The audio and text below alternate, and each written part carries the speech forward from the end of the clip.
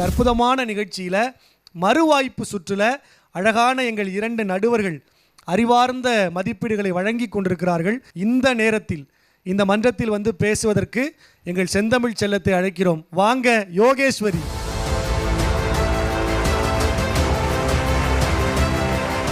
வணக்கம் யோகேஸ்வரி. வணக்கம் அண்ணா.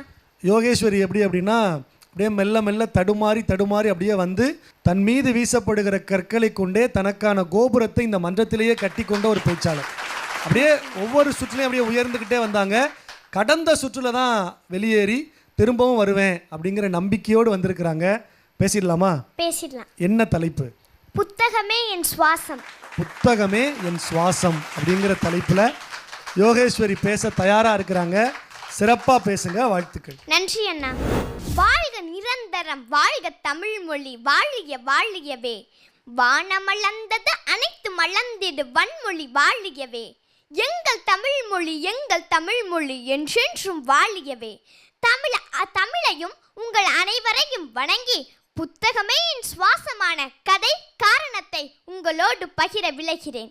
புத்தகங்கள் இறப்பே இல்லாத படைப்புகள், காலத்தால் அழியாத ஓவியங்கள், கரையான் அரித்து செல்லும் வெற்று காகிதங்கள் அல்ல புத்தகங்கள். மாறாக நம்மை நம் கனவுகளை நோக்கியும் இலக்குகளை நோக்கியும் அழைத்து செல்லும் கலங்கரை விளக்கங்கள் இவை. புத்தகத்தை நான் ஏன் வாசித்தேன் தெரியுமா? நீரளவே ஆகுமாம் நீராம்பல், தான் கற்ற நூலளவே ஆகுமாம் நுண்ணறிவு. இது அவ்வை பாட்டி. உடலுக்கு உடற்பயிற்சி, மனதுக்கு புத்தக பயிற்சி. இது சிக்மண்ட் ஃப்ராய்டு. வாழ்க்கை நொந்து போய்விட்டதா? புத்தகத்தை எடுத்து படியுங்கள். இது இங்கர்சால்.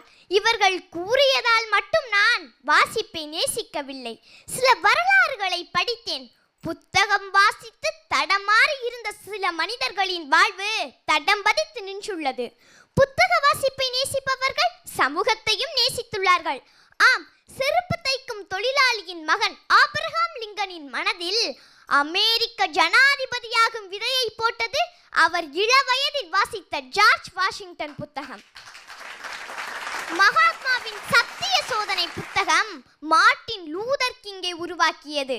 எட்டர்னல் வெலாசிட்டி என்னும் புத்தகம் அப்துல் கலாமை விஞ்ஞானியாக்கியது. என்னையும் அறியாமல் பல புத்தகங்களை புரட்டத் தொடங்கினேன். சில நிகழ்வுகளில் மெய் சிலிர்த்து போனேன். மாவீரன் அலெக்சாண்டருக்கு பாரசீக மன்னன் தங்க பேழை ஒன்றை பரிசாக அளிக்கிறார். விலை உயர்ந்த தங்க பேழையில் விலை உயர்ந்த ஆபரணங்களை வைக்கலாம் என அமைச்சர்கள் ஆலோசனை கூற, அலெக்சாண்டர் தங்க பேழையினுள் என்ன வைத்தார் தெரியுமா? ஹோமர் எழுதிய இலியட் புத்தகத்தை. எட்டயபுரத்து மகாராஜா கொடுத்த பணத்தில் வீட்டுக்கு பொருட்கள் வாங்கி வருவதாக வீராப்பாய் செல்லம்மாளிடம் சொன்ன பாரதி வரும்போது என்ன வாங்கி வந்தார் தெரியுமா? மூடை மூடையாய் புத்தகங்கள். செல்லம்மாள் விழி பிதுங்கி நிற்க, அழியும் செல்வத்தை கொண்டு அழியா செல்வத்தை வாங்கி வந்துள்ளேன் செல்லம்மா என்று பெருமிதத்துடன் கூறினார் பாரதி. சக போராளிகள் இருக்கும் இடத்தை கூறச் சொல்லி திருநெல்வேலியில் ஜேக்கப் என்ற இளைஞனை கைது செய்தது ஆங்கிலேய அரசு. அடி விழுகிறது, உதை விழுகிறது, பயனில்லை. சில புள்ள பூச்சிகளை அவன் தொப்புளை சுற்றிவிட்டு வெள்ளை துணியால் கட்டிவிடுகிறது. அப்பொழுது கூட வாய் திறக்கவில்லை ஜேக்கப். அவ்வளவு துணிவை கொடுத்தது எது தெரியுமா? ஹிட்லரால் தூக்கிலிடப்பட்ட ஜூலியஸ் யூசிக் எழுதிய நோட்ஸ் ஃப்ரம் த கேலோஸ் என்ற புத்தகம். 10 பறவைகளோடு பழகி பாருங்கள், நீங்கள் பறவையாக பறக்க முடியாது. 10 நதிகளோடு பழகி பாருங்கள், நீங்கள் நதியாக ஓட முடியாது. 10 புத்தகங்களை வாசியுங்கள், நீங்கள் 11வது புத்தகமாக வாசிக்கப்படுவீர்கள். நானும் இப்பொழுதெல்லாம் நிறைய புத்தகங்களை வாசிக்க ஆரம்பித்துள்ளேன். பில்கேட்ஸ் மாதிரி வருடத்திற்கு 52 புத்தகங்கள் வாசிக்க வேண்டும். சிறையில் இருந்த போதிலும் புத்தகம் வாசித்த நேரு, நெல்சன் மண்டேலா போன்று நான் எங்கேயும் எப்போதும் புத்தகம் வாசிக்க வேண்டும். கன்னிமாரா நூலகத்தையே கரைத்து குடித்த அண்ணா போன்று நான் என் ஊரக நூலகத்தை கரைத்து குடிக்க வேண்டும். என்னை போன்று உங்களையும் மாற வேண்டுகிறேன். அலைபேசியில் பார்க்கும் காட்சிகளை விட, அதில் படிக்கும் படிப்புகளை விட, காகிதத்தை தொட்டு புரட்டி படிக்க படிக்க தனிமை மறையும். கவனச்சிதறல், மன அழுத்தம் குறையும். மன ஆரோக்கியம், நினைவாற்றல் கூடும். மனிதர்களால் கொடுக்க முடியாத ஆலோசனைகளும் ஆறுதலும் கிடைக்கும். காலம் என்னும் ஆழ்கடலை அறிவு என்னும் துறைமுகத்தை அடைய கலங்கரை விளக்கமாய் விளங்குவது நூல்களே என்ற தாகூரின் வரிகளை முன்மொழிந்து உங்கள் அனைவரையும் புத்தகத்தை வாசிக்க நேசிக்க வேண்டி புத்தகமே என் சுவாசம் எங்கேயும் எப்போதும் என கூறி விடைபெறுகிறேன். நன்றி, வணக்கம்.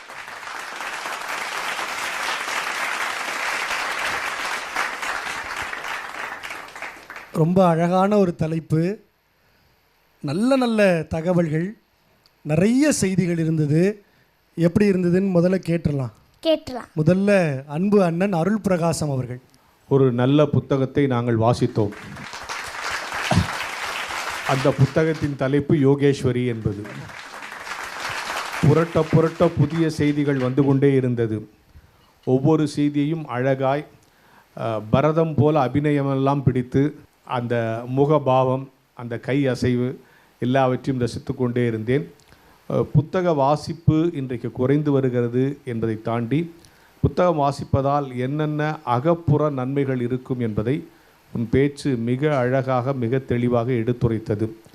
எந்தெந்த புத்தகங்களையெல்லாம் யார் யார் வாசித்து மாறினார்கள் என்கிற பட்டியல், நல்ல தகவல் திரட்டு, இவற்றை தாண்டி இனி புத்தகம் வாசிக்க வேண்டும் என்கிற வேட்கையை உருவாக்கக்கூடிய ஒரு அழகான பேச்சு. வாழ்த்துக்கள். நன்றி ஐயா. அண்ணனுக்கு நன்றி. தொடர்ந்து அன்பு கவிஞர் நிரஞ்சன் பாரதி அவர்கள். புத்தக வாசிப்பு பற்றி நிறைய பேர் பேச கேட்டிருக்கேன். இன்றைக்கு தான் முதன்முறை புத்தக சுவாசிப்பு பற்றி ஒரு பேச்சாளர் பேசி கேட்குறேன். ரொம்ப அருமையான பேச்சுக்கண்ணா, அதில் சந்தேகமே இல்லை. ஐயா அவர்கள் சொன்னது போல் அவ்வளவு தகவல்கள், இவற்றையெல்லாம் நீ நினைவில் பத்திரமாக வைத்து கொண்டு அழகாக இந்த மன்றத்தில் அந்த கொஞ்சம் நெருக்கடியான சூழலிலும் துணிந்து சொன்னதே மிகப்பெரிய பாராட்டுக்குரியது. நன்றி ஐயா. நீ நிறைய உதாரணங்கள், இவர் இந்த புத்தகம் படித்ததனால் இப்படி ஆனார், இவர் இந்த புத்தகம் படித்ததனால் இந்த மாதிரி இவர் செயல்பட்டார் என்றெல்லாம் சொல்லும்போது எனக்கு மனசில் என்ன கேள்வி வந்ததுன்னா, யோகேஸ்வரியும் என்ன புத்தகம் படிப்பாள், அவளுக்கும் அந்த பழக்கம் இருக்கிறதா என்று கேள்வி என் மனசுக்குள்ளே எழுந்தது. உடனே நீ அதற்கு பதிலும் சொல்லிவிட்டாய். நான் சில புத்தகங்களை நானும் புரட்ட தொடங்கினேன் அப்படின்னு சொல்லி நீ உன்னை டிஃபெண்ட் பண்ணிட்ட. ரொம்ப ரசித்தேன். இன்றைய காலகட்டத்துக்கு ரொம்ப ரொம்ப ஒரு முக்கியத்துவமான ஒரு தலைப்பு.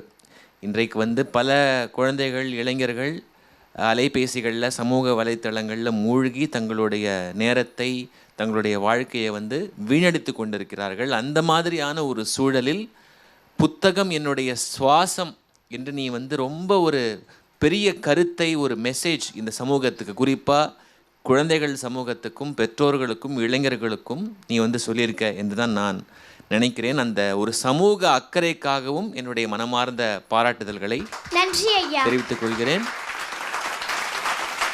மிகச்சிறிய இடங்களில் கொஞ்சம் உச்சரிப்பு வழுக்கியது. அந்த அகரம் உச்சரிப்பு நீ பார்த்துக்கணும் கண்ணா. ஏன்னா இன்னும் ஒரு சில சுற்றுக்கள் தான் மீதம் இருக்குது. அதனால் அதையும் கவனத்தில் கொண்டு உன்னுடைய பேச்சு அமைந்தால் இன்னும் நீ பெரும் உயரத்துக்கு போவாய். வாழ்த்துக்கள். நன்றி ஐயா. கவிஞருக்கு நன்றி. இரண்டு நடுவர்களுமே நல்ல மதிப்புரைகளை கொடுத்துருக்குறாங்க. புத்தக வாசிப்பை சுவாசிப்பாக்குங்கள் அப்படின்னு சொல்லி யோகேஸ்வரி ஒட்டுமொத்த தமிழ் சமூகத்துக்கும் சொல்லியிருக்கிறாங்க. ஊசியின் காது வழியாக நூல் நுழைந்தால் அது கிழிந்து போன உடைகளை தைக்கும், நம்முடைய காது வழியாக நல்ல நூல் நுழைந்தால் அது கிழிந்து போன இதயத்தையே தைக்கும் அப்படிங்கிற மாதிரி நிறைய புத்தகங்களை வாசியுங்கள், புத்தகங்களோடு வசியுங்கள் என்கிற நல்ல செய்தியை சொன்ன யோகேஸ்வரிக்கு நன்றி. இன்னும் ஒரு சிலர் பேச வேண்டியிருக்கு. அவங்களும் பேசி முடித்த பிறகு முடிவை தெரிஞ்சுக்கலாம். வாழ்த்துக்கள். நன்றி அண்ணா.